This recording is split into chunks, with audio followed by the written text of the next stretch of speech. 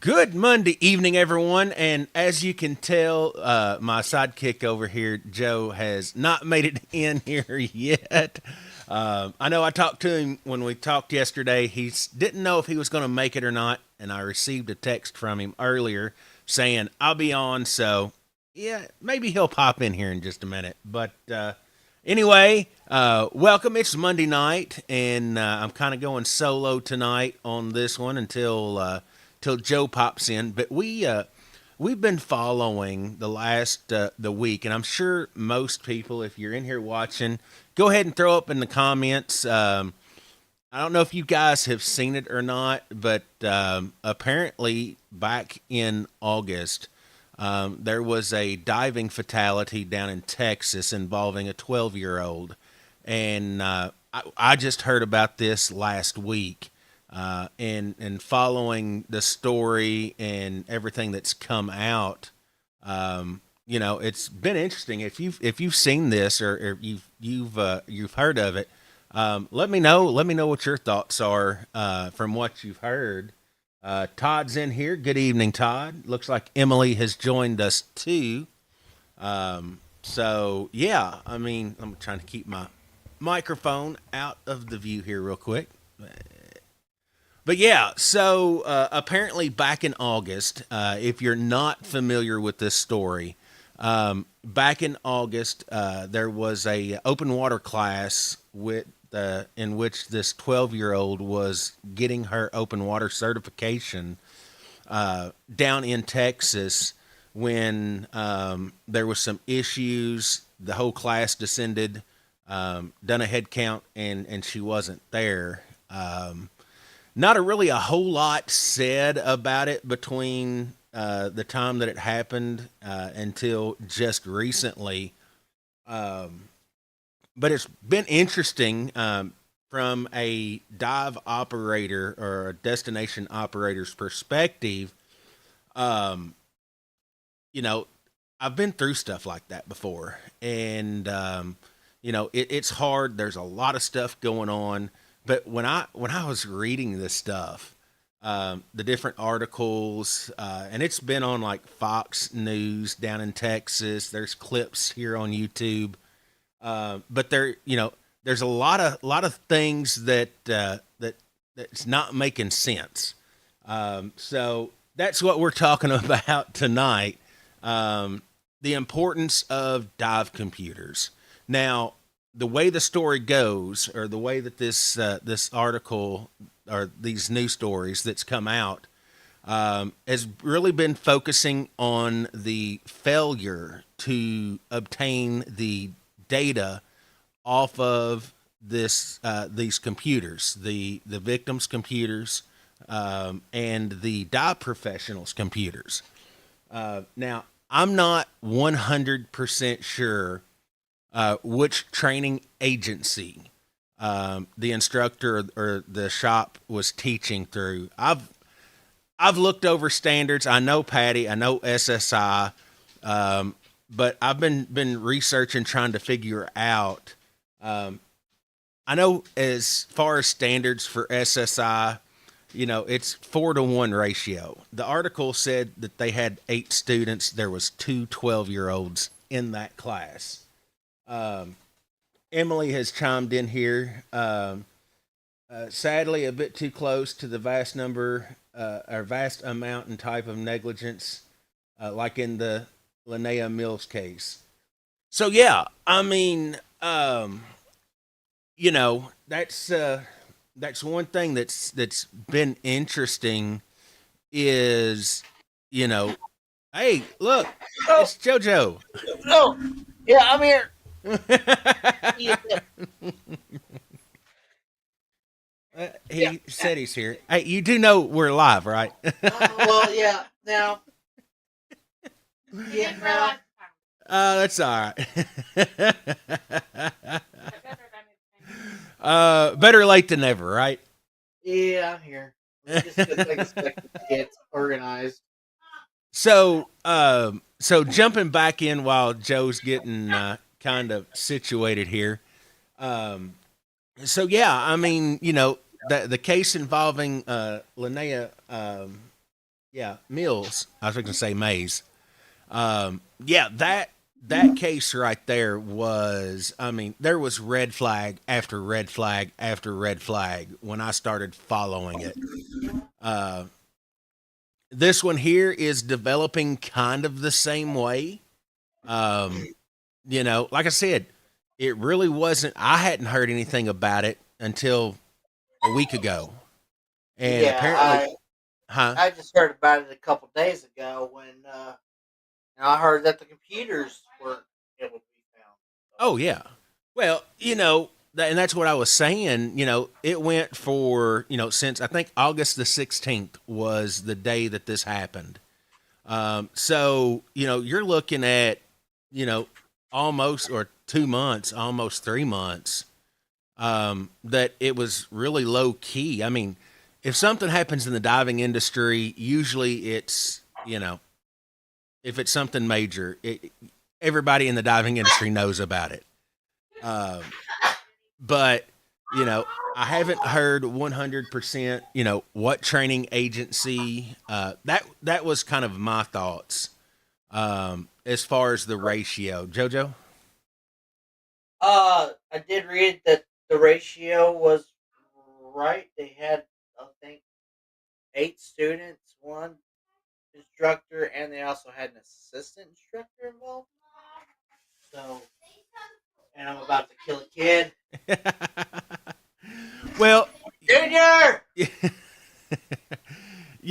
as far as like I This know. is the bag of ice, and it's on my laptop. Oh, bag of ice on your laptop. Hey, got to keep them cool, right? Uh, let's see. Emily said. Let's see. I'm trying. Let's see. Did you watch the interview with the guy who went and got her? Said it took him 7 minutes to find her, and the instructor had been bone dry. Finder was still wet the whole ride. Yes. So yeah. So I've kind of been following everything that's being put out. Now, you know, it's like I made a comment last night on a post. There's three sides to a story. There's this side, that side, and then the facts, the truth behind it. Um, and that's kind of what investigators have to put together. And so, let's see. I'm in a Texas diving group. All other non-diving being from Texas, and did not hear about it till recently. Frank says this is the first that he's heard about it. So yeah, I mean this thing 2 months and it's blowing up, and for good reason. Um, I read an article, matter of fact, just before we come on tonight, and it caught my attention, that said that the instructor had been permanently suspended. I'm like, okay, now we're going to find out what training agency. Well, it wasn't training agency. The instructor and the dive shop has been suspended from teaching at that facility. So it was, the park there in Texas had suspended the instructor and the shop. They won't allow them to teach there. So, that's we're still to the question. I want to know the standards, SSI standards. If you have a 10 to 14-year-old, your ratio goes down 4-1. You can extend that to with one assistant, one dive master or assistant instructor, to increase to 6, and you can't have any more than 2 that are under the age of 15. How old was this one? Huh? How old was she? 12. Well, Yes. I was So right on that threshold then. yeah, so that's kind of the big mystery. They've got everything. So, and I'm going to kind of summarize because everything that I've seen, all the stories match up. They entered the water. They went down. There was a miscommunication between another student and the instructor. So that student went to the surface. They bring all the students back to the surface, converse, and then at that point, when they descended back down and done a head count on the platform, this young lady was missing. So, and they said that they did on the descent, they did not use a downline. So it was like a free descent. Okay. As divers, that's part of the training, free descent. Yeah. Now, What dive number was it? Or yeah, was it see, I don't know. pond water or pool? Yeah. I have a bunch of questions on that one. Oh yeah, yeah. I mean, and like Normally I we said, won't do a free ascent until dive 3 or 4. So yeah. And honestly, I don't know. I didn't even go back to look. As far as the sixth, so apparently the 16th was on a Saturday. So I am going to assume that it was day one of checkouts. That's just an assumption. I haven't seen anything that said it was, dive one, dive two, dive three, dive four. So that's still a little unclear. Um, yeah, Emily said he's an assistant sheriff or something. So the instructor is a what do they call it? A assistant chief deputy at another county for the sheriff's department. Um, there's a couple of YouTube videos. I think it's Fox Channel 4. that have a couple of interviews. Um, the attorney who handled the Linnea Mills case is also representing this family pro bono, trying to get answers. I mean, right now, they still have absolutely no answers as to what happened. Like you said, that's where dive computers come into play. What's really weird is hers disappeared and the instructor's computer No, no, hers did disappeared. not. Oh, hers did not. No, her computer did not. One of the dive professionals. Now, I did not see if it was the instructor's computer or it was the dive master's computer. One of theirs, because they did not collect those. They did collect her equipment and her computer. So they did have the computer. But the big question is, computers are like the black boxes on airplanes. They contain all kinds of data. You know, Makes it easier for us when we go back. We can log it, upload it to the cloud, depending on what kind of computer it was. If it was a student computer, probably just a simple I can't even talk, hockey puck style computer. But those are still downloadable. And, what a lot of people don't realize um, is that a lot of the manufacturers, if you send that computer into them, they will download it and submit it, as far as from an investigative standpoint. So, huh? I'm just listening. Oh, yeah. So, that comes into the big thing is we all know scuba. We've been doing it for years. We know kind of the ins and the outs. But you take it from, a non diver perspective, there's a lot of places, especially inland, that they've heard of scuba diving. And I'm talking, law enforcement, emergency personnel, EMS, firefighters, and from a paramedic standpoint, seriously, there is very, very, very little training on dive related emergencies in the paramedic curriculum. So it's not something that if you don't deal with it every day, you don't know. And Yeah, that's kind of where, where I'm seeing from as an outsider looking in, I know how our local authorities operate. Um, they don't know, honestly. Going through situations in the past, um, you know, and they don't want to ask questions. They don't want to talk to, or they don't want to inquire about, hey, well, what's this, what's that. So we try to make it easier for them, as far as downloading that data, so they've got it. So there's no questions asked. They're not having to go search. And I actually, I actually had the county coroner scold me because for downloading the information for them. It's like, dude, really? You have to have this information. This is information you have to have. You don't know how to do, So not always are they the most receptive on the assistance, um, but it is what it is.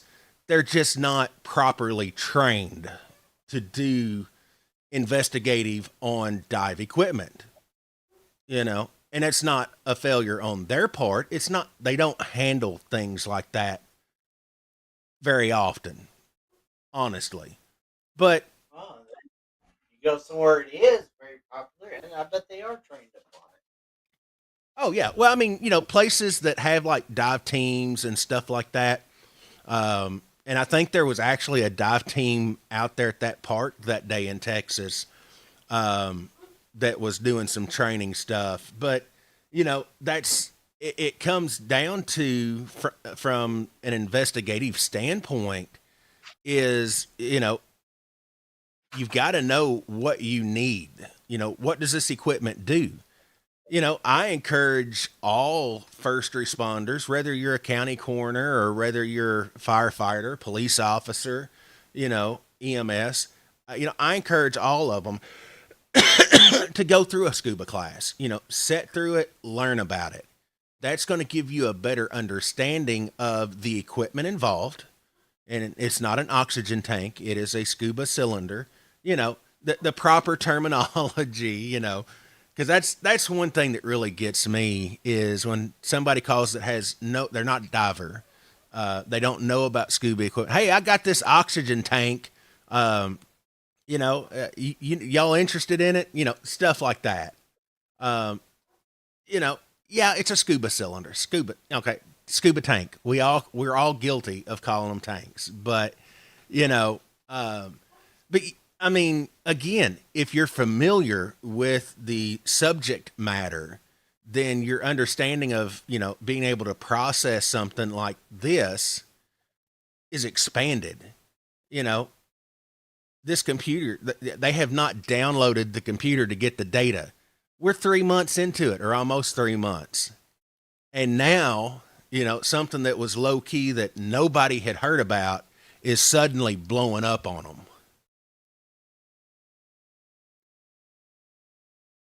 Yeah, I haven't had time to dive into it. I've heard about it, but not been able to dive into it. So, Oh, yeah. Let's see. Okay. I was just checking the comments to see if I've seen anything else. I mean, you know, the first thing that we do at the end of the day is, go back and look at the log. I download mine or upload it to the cloud, so I've got it there. I can go back, I look and see, I can see my profile, see the temperature changes, all the details about my dive. You know, that's just kind of standard for me. Um, of course, I was trained back in the old days when you wrote everything down, and had the handy dandy little logbook that, everybody kept. I still got mine somewhere. But, it really has. Computers really have become the black boxes of diving. And in the event of an incident such as this, they do contain valuable information. You know, you won't be able to see everything, but if you know how to read the data, you can discern a lot of information. yeah, yeah. Cent rates, decent rates. What time something might have went wrong. So Oh you yeah. go on your dive log. Everything's going perfect, and all of a sudden you plummet to 90 feet for some odd reason. Oh, this must have been where. What Oh when yeah. things started going wrong right here. Yeah. Well, and I think the report was that it took them 7 minutes to find her, and they found her in 42 feet of water. Now, according to like the news reports that I've seen, visibility, from what I understand, was about arm's length. So not great visibility at all. You're talking 3 or 4 feet maybe. Um, Be hard to keep track of 8 people if you can barely see the person next to you. oh yeah, and that's where me as an instructor, I would say, listen, visibility is not great. We're going to cut this down a little bit. It's going to take a little bit longer, but for safety reasons, we're gonna cut this down a little bit, and do 2 to 4, and then go do your dive, come back up, get the next group, go do it. Kind of cut that down a little bit, because if you can't see the students, you can't evaluate them. I mean, there's nothing there's nothing worse than having somebody right up in your face trying to watch you to doing a skill. It's just like it don't work. You've got to have a little bit of room, mask removal and replacement.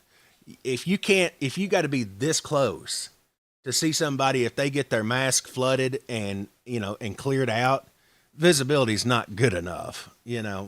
So, you know, but that also brought up, training standards. So over the last day or so, I have been reviewing the PADI standards, the SSI standards, which, I know those almost by heart, until they change it tomorrow. Yeah. Until they change it tomorrow. And then most recently, this afternoon, I was looking at NOWI. So those are the three largest training agencies in the world. What I did notice is that I can find PADI standards because I'm a PADI professional. I can get SSI standards because I'm an SSI professional. I am not a NOWI professional. I am not an SDI professional. Those two agencies, SDI and NOWI, I can find their standards online. You know who I can't find online? Just as doing a Google search, Nope. PADI and SSI. That Now, is. you can get to SSI if you log into your SSI account, and you don't have to be a dive professional. You just have to log in, and you can get to them in the downloads area. So it's not super hard, but you do have to have an account to do it. PADI,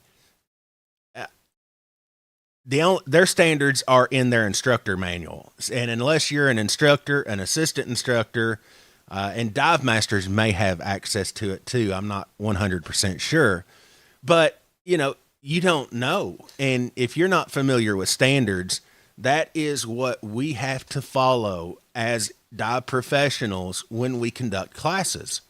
The standards tell us, our ratios. It tells us what we have to do, what we can't do, you know, the minimums of the training, whatever class. And Yeah, some so, boxes you need to check. huh, do I? Gives you like boxes you need to check and make sure everybody's done them and how they Oh do yeah, them. Proficiency in which they have to do them. yeah. So of course, when I first read this story or seen this story, the red flag that really jumped out at me was you had one instructor, one dive master, you had 8 students, you had one that was 12 or two that were 12. Okay, Oh, it's two. yeah, there Okay, was I two thought in there that was one, 12. two. So Wow. yeah, Now we're so God met right up buddy to buddy with just one. So apparently, that's what the family thought, that this young lady was buddied up with the dive master, when in all actuality, they had her and the other 12-year-old buddied together. Oh, oh. That yeah, to me that's just that's a no bueno. Um, I don't know what the conditions were that day down there. Like I said, I'd heard visibility was 2 to 4 feet. I don't know the temperature and stuff. August, I would figure it was warm. I don't know wetsuits. There's a lot of That's kind of information, huh? that's kind of weird. A 12-year-old, 12-year-old. I mean, she can't dive like that. She has to be with a parent or a professional. So Well, why would you buddy her up with another 12-year-old? so technically, um, if you're in a training class, you can have up to two kids under the age of 15. Now, this is a training standard SSI changed from last year. So last year's standards, the ratio, if you had someone who was 10 or 11, then you could only have 4 students to one instructor. And you could only have two of those four could be youth, under 14 or under 15. I'm sorry. So that actually changed to this year. It is 10 to 15. You had your minimum or your maximum is 4 to 1. So you can have 4 students with one of them being under the age of 15. And then you can increase to a total of 6 with one assistant. And that's if I'm not 100% wrong or correct on this, I think that is all you can do unless you have another assistant, and it may go to 8. I'm not 100% sure on that. But yeah, I mean, if you've got a kid 10, 11, 12, 13, 14ish. 14's a little bit, more more focused, let's say, obviously than a 10, 11, or 12-year old. But it's age, it's maturity, it's mentality. As dive professionals, I have seen kids, who are 12, 13 years old. They're not ready to take scuba classes. But then I've seen it on the right other side of the spectrum is that, these 10, 11, 12, 13 year olds are doing better than the adults in the class. So I've seen it both ways. But, you know, one thing about being a dive professional is, you've got to be able to see your students. You got to be able to keep up with your students. If something happens, you've got to be able to rescue your students, and a lot of red flags about this story. I'm sure, and I'm not going to be shocked. I'm sure there's going to be even more red flags come out. I would be interested to see who the or what training agency. Uh, let's see. Emily said, "Isn't that a possible disadvantage to the dive industry and dive sites not getting not getting to readily know ratios?" So that's a very good question. My personal opinion, and this is my opinion alone, is that standards need to be available openly. That way, if somebody's looking for scuba classes, they can go in, what can I expect? And here's a list of what we have to do as an instructor for our training agency. This is the standards that we have to teach by. I honestly think those standards need to be open, be easily found. Um, you know, Go into your dive shop. You can ask questions. Well, what's the training standards? For this class or whatnot. Most of the times, I know we do. We'll tell people, hey, this is what we have to do. Training standards stay this. You know, so we do go through it, but not everybody does.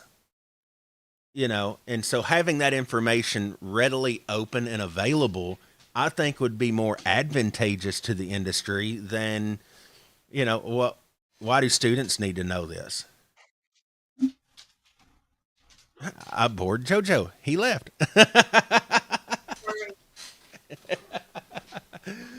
um, so, as far as Emily, your question, asking about the ratios. So, most of the times, the RSTC, which is a conglomeration of all the member agencies, set the minimum standards for scuba training, all the way from open water up to instructor trainers, evaluators. So it's this group that sets these minimum set of standards. SSI's part of it, Patty's part of it, Nowie's part of it, SDI, TDI is part of it. So the training standards are have a baseline. You can't break that baseline, but you can add to. SSI, for example, RSTC says the ascent rate can't be any faster than 60 feet per minute.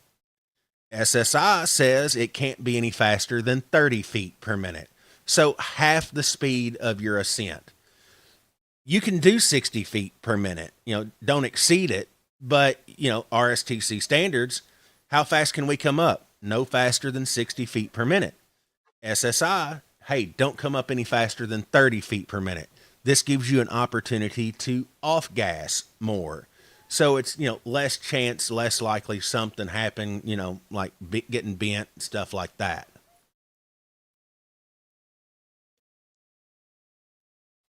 Uh, Joe Kennedy just chimed in, said the instructor was permanently banned from instructing further at Scuba Toys today. Okay, so that was something that I touched on just a little bit ago. Hey Joe, welcome in here. By the way, I read that exact same thing too. And like I think Joe was in here when I was talking about that. That was my first thought as well, is permanently banned. Okay, we're going to learn what training agency. Now, you may ask, why does it matter what training agency? Well, it matters because if they were teaching outside of those their training agency standards, then that's going to be a whole different can of worms for that instructor. Just like in the Linnea Mills case, you know, there was all kinds of red flags in that one. What was that? 2 years ago, 3 years ago? Yeah, it's starting to get to the wayside now. That was all wrong from the get go. Oh yeah, there was so many red flags with that case there. It has actually already been settled. Unfortunately, Patty got drug into the middle of it, as they should had, for failure of oversight. But I'm not. I know that there was a settlement.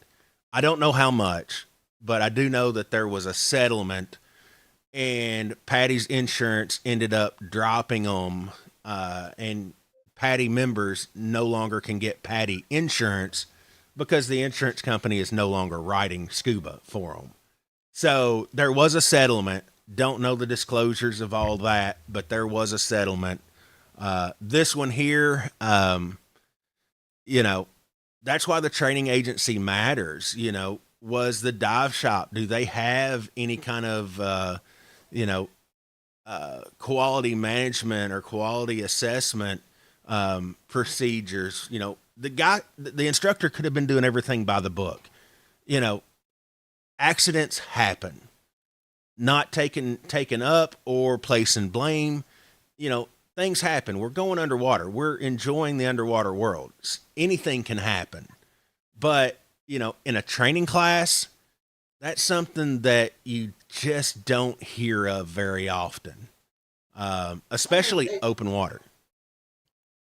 I don't know where they're diving at, but I mean, they could have been on a suspended platform, and all of a sudden she fell off. And, well, now we got to chase after her, and whatever. They lost her, but that's not what happened. But Yes. I can see the scenario paying off. That crap happens in a freaking minute, a second, and things go haywire really quickly. Yeah. So, So back to Joe's question, when I seen that and I read the article, so it was not that the instructor was permanently banned or suspended from the dive shop or the training agency. They were suspended from the diving venue, the park, the Scuba Ranch, in is it Terrell, Texas? Terrell, Texas. But the facility is similar to ours. You know, they do the exact same thing we do. Reading up on it, I don't think that they actually do scuba instruction. So they don't have instructors like we do. They don't do classes like we do. They're pretty much open for other shops and instructors to come in and conduct classes. But there was a press release that they put out that said that they had banned the dive shop and this instructor from teaching any further classes at their facility. So that was the permanent ban that I read about. That I'm assuming Joe's talking about. It wasn't that, you know, they were banned from instructing, but it was banned from that facility being able to teach there. So it's going to be interesting to see now that this case is really blowing up. It's going to be really interesting to see how many more red flags come out. You know, what was missed.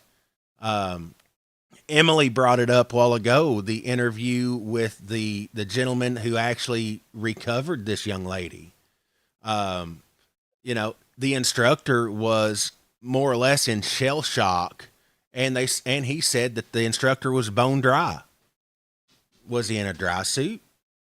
You know what? What was going on? I encourage you to kind of follow this as well, because there's a lot of red flags in this, just like in the Linnea Mills case. It's just like something's not right.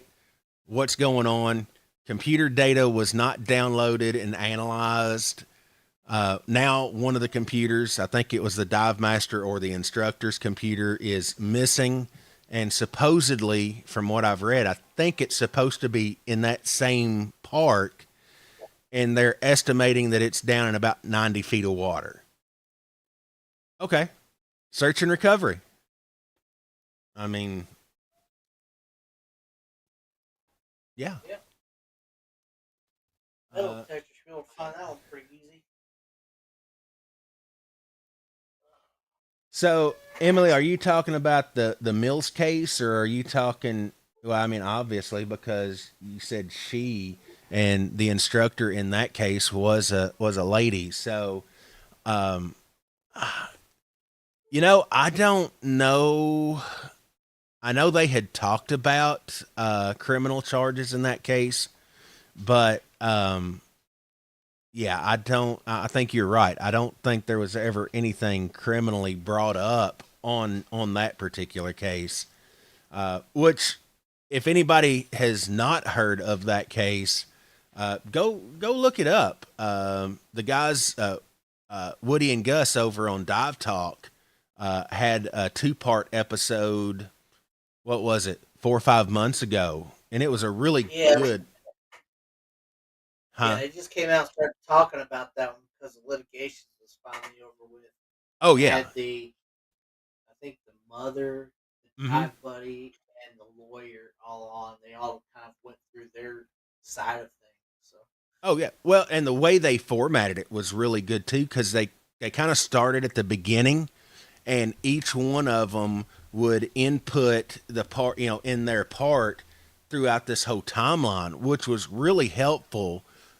Being able to, kind of track the events that was leading up to, in that case. And this one here, I hope that more details emerge, to kind of give clarity, because right now there's a lot of questions in my mind, a lot of red flags that it's like, why exactly? 8 students, 2 dive professionals in a normal everyday scenario setting. That's not a red flag. Instructor to student ratio typically for adults is 8 to 1. I mean, so within standards there. But now you throw two 12-year olds in the mix. What training agency? What are their standards for junior divers who are under the age of 15? Does that reduce the ratio? Do you have a max like SSI did? Four students, one instructor. Additional assistants do not increase the ratio. Now they do. So it's going to be interesting to see some of the facts that come out. yeah, um, we'll see what happens. I guess. Oh yeah. Well, and I look at it. I hope that this young lady's mom and dad get answers. They need it. They need to know what happened to get that closure. That is not. I think she was getting certified so she could dive with her dad and her grandfather, both of them certified divers.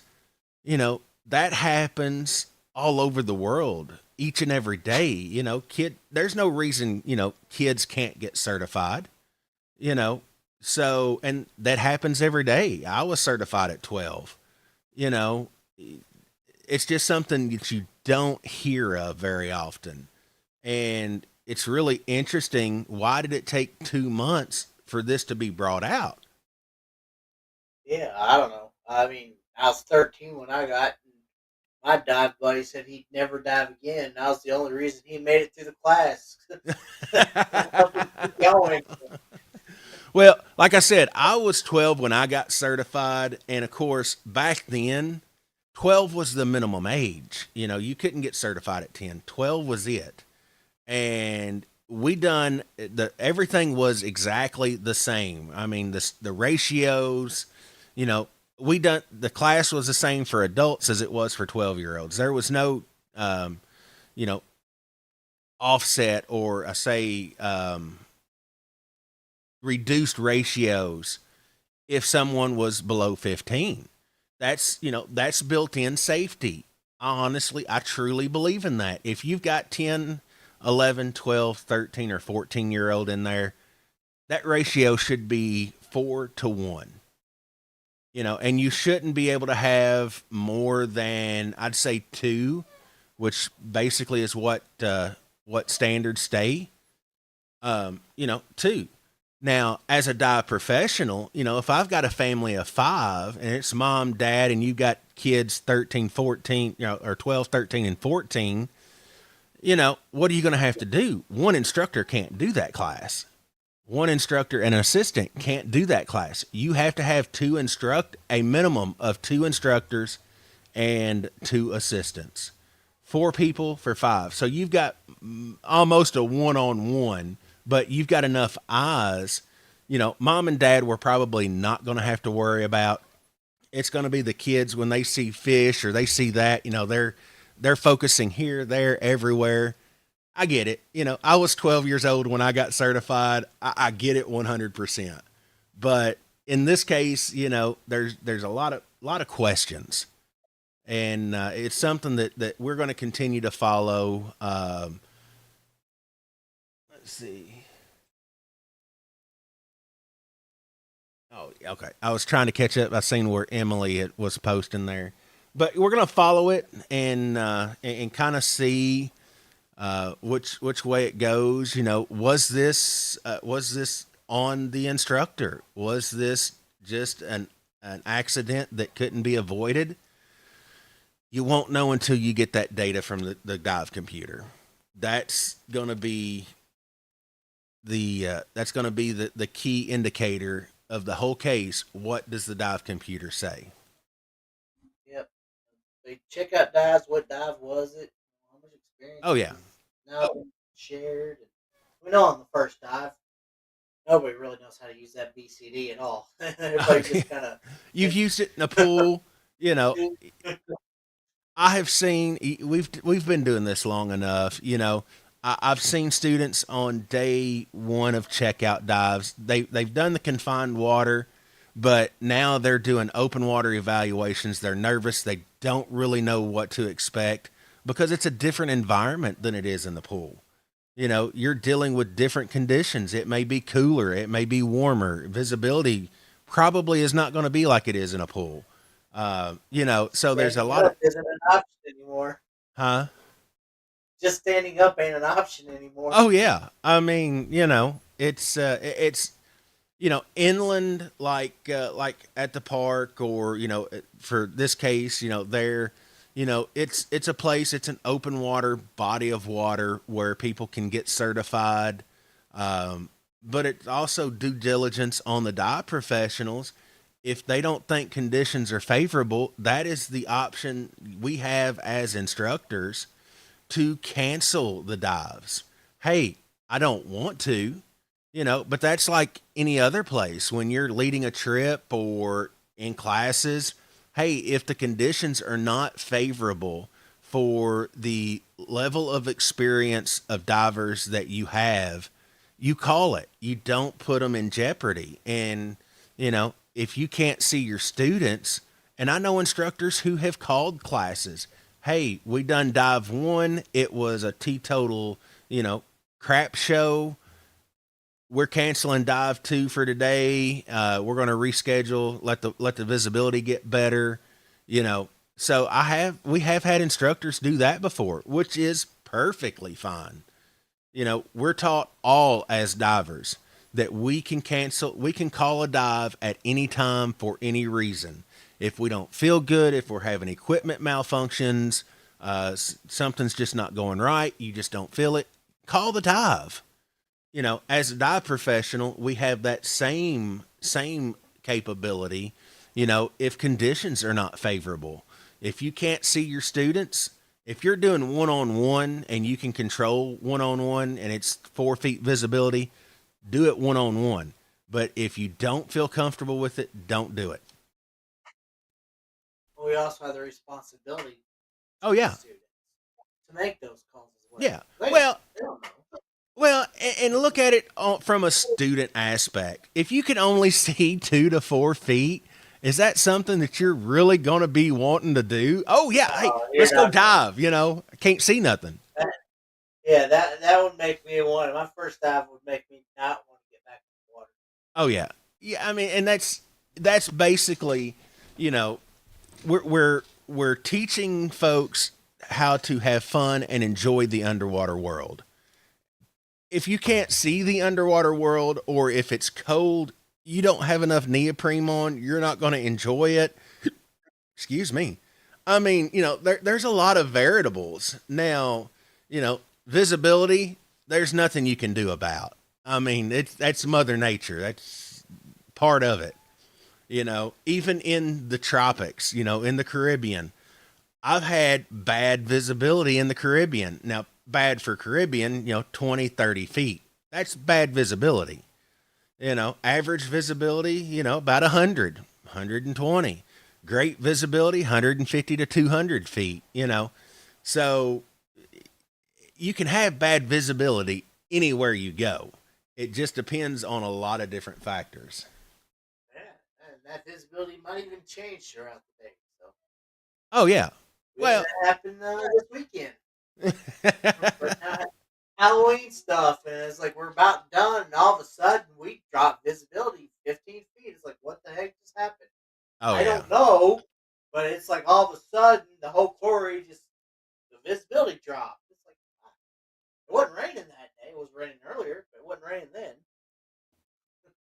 All right. So Joe has piped in here and said, so the website for Scuba Toys has now listed as their training agency. Okay. Well, and again, I don't know for sure if it was Nowie. I suspected that. That's the reason that I looked up Nowie's training standards. But again, I don't know if it was through Scuba Toys or if it was contracted through them. It may be, that's one thing about like PADI instructors. Now, I'm a PADI instructor, so I'm not knocking PADI instructors at all. So don't take it that way. But independent, you can contract with dive shops to teach classes. They can sell open water classes. You're teaching them, and there's no oversight. That's what happened in the Linnea Mills case. The instructor worked for the dive shop, but it was failure of oversight on Patty's side because of some prior things that had happened to that shop, or involved that same dive shop. So you can't always go by the dive shop's affiliation may be Nowie, but if they don't have quote unquote instructors, they can contract with Patty, SDI. I don't know if Nowie does it or not, but I mean, if they're a Nowie shop, more than likely, that's probably the agency they were training through. But again, as this case goes on, we're gonna find that information out. Todd says in 1979 he was 19. They did part of their checkout dives inside Jenny Springs Cavern. I seriously doubt they allow that now. So, yes, you are exactly correct. The standards, most agencies, SSI, PADI, the RSTC, you can do a swim through, and a swim through is classified as an overhead object less than 20 feet, I believe. It may be less than 20 feet, but I don't think it can extend any further than 20 feet that you can do, but not in training. That's where the caveat is. If you're an open water student, you're going through training, you have to have a direct clear path to the surface. So That's kind of where that comes into play. As an open water diver, then they say anything less than 20 feet swim through is acceptable. But training, there's no overhead, absolutely Right. none. Oh, we got that double decker platform. That's just it. You swing right in through those 4x4s. Can't do that. Got Oh a yeah, platform yeah. over When you're teaching, you your can't go underneath it, even if it's to go down and get one of the bowling balls. yeah. Now, now the instructor can, or the dive master for a student if they're something like that. But students are not allowed to go underneath that training platform. You know, so yeah. I mean, like I said, I think standards should be something that's open source, where people can see them. It would make it really handy, somebody who's doing their due diligence, trying to find out how a course is structured. We can sit here and tell you, okay, we're doing classroom review. You do your online stuff at home, and then we're doing confined water, and then we're doing checkout dives the next weekend. You know, that's basically what a lot is the information that most students get. They don't tell you, okay, well, we can only have 8 people in a class, which we tell people 6 because we reduce the ratios. Um, but it should be outlined. This is I should be able to have that information so that I kind of know what to expect. Okay, we can't go any deeper than 40 feet on the first 2 dives. That's training standards. So check out dive 1 and 2. You can't go deeper than 40 foot. 3 and 4, you can go to 60 foot. So it's little details like that that's in the standards that, well, how deep are we going to be going? Well, at the park, I mean, you're going to be 20, no deeper than 25 feet, which is well above standards.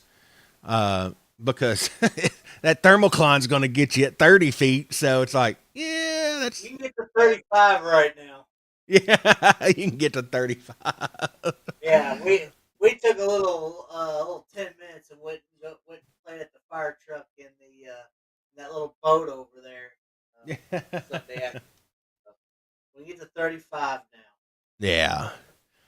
But I guess that's kind of the emphasis on tonight's episode is, were standards violated, and what does those computers, what's the data on them?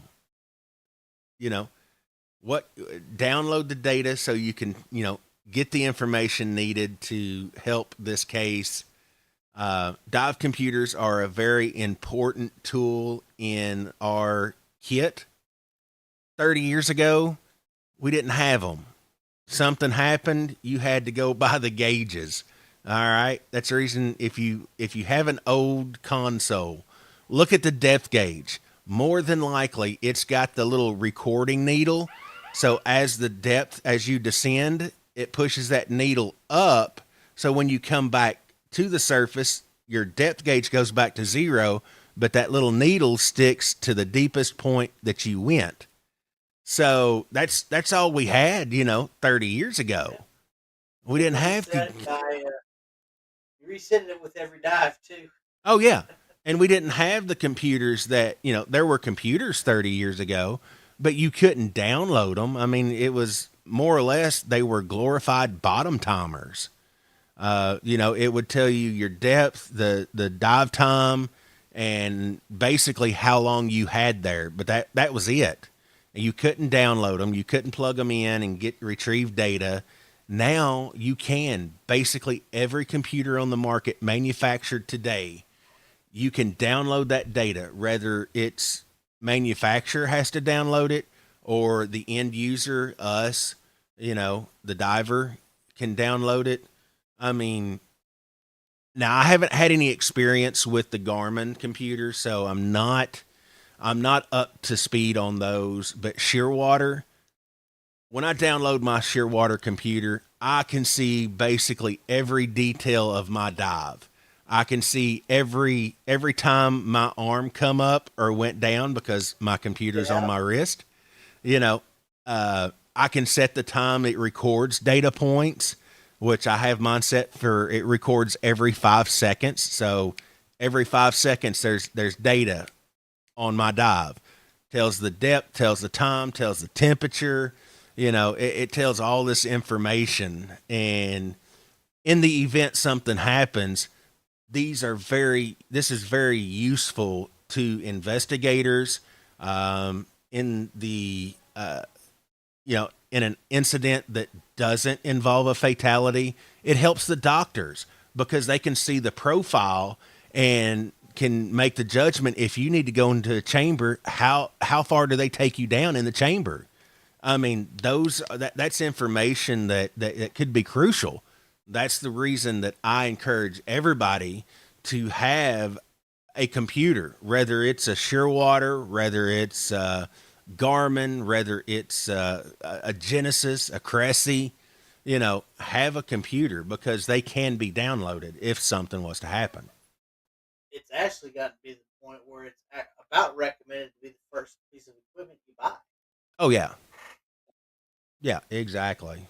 So Jojo, it does not seem like it is 9 o'clock. I've been sitting here on this story. It's something, again, from a dive operator's perspective, we hate anytime something happens. But more importantly, we hate it when it happens during a training class. And unfortunately, this event here, I feel for the parents, for this young lady's parents. I can only imagine. So my sympathies and condolences. I hope and pray they get answers. I hope and pray the industry gets answers as well, because how do we learn to better ourselves as divers? Unfortunately, it's events like this that can bring out our strong points and our weak points. And in the case of this, this incident's here. There was a lot of failure points in the whole situation, and so it's just how do we get better? You have to learn from it. So Todd is wanting to know if there's any news on Oz. okay, so let me switch gears real quick here. um, and I hadn't even thought about it. Bless his heart. Think Osman is one of our dive masters down in Roatan. Um, I think I had said last week when we were talking, about him having a brain tumor, and they were fundraising so that he could get surgery to remove it. Apparently, it's something that they can just go in and they can remove, and he should be fine. But the last I heard was this morning, and they were supposed to be either doing the operation today or tomorrow. But Darren down at the dive shop is supposed to let me know as soon as he has word. Again, he messaged me this morning to let me know that they have admitted him into the hospital. They wasn't for sure if they were going to do the operation today or tomorrow. So hopefully tomorrow I'll have more information on Osman's condition. For those who have been to Roatan with us before, more than likely you had Osman as your dive master. This year, unfortunately, he wasn't with us because of all this. But in years past, if you've been with us, then you've dove with Osman. So our prayers are with him, trying to get this done. He really hated that he wasn't on the boat with us, JoJo. He when he come to the dive shop that Wednesday we were there. I was down in the dive shop. We probably talked for an hour, and he was really downhearted that he couldn't be on the boat with us that week because he knew we were coming. And so I told him, I said, "You get this operation, you've got a year to get better, and then you'll be back on the boat with us next year." So that's the game plan, Todd. That's all I've got on Osman. Yeah. So 9:03 now. So we got a busy weekend coming up, Chris. Got our Oh, nice Halloween haunt this weekend. oh yeah. So upcoming events. This is the last one for the season. The annual Halloween Fest, brought to you by not only us but our wonderful sponsors, Water Dogs, Ohana, and the Louisville Dive Center. You're not going to want to miss it. Saturday's a fun-filled day. Ohana and Water Dogs are putting on the Zombie Apocalypse Diver course. So that is actually it's. I've not taken it, but I've gotten to be around it when it's been done. It is a fun class. Everybody has fun with it, and they have underwater bubble launchers you get to play with. So, a lot of cool little things there. But yeah, if you're interested and you want to take the underwater or the zombie apocalypse diver course, contact Ohana, contact Water Dogs to get registered and signed up.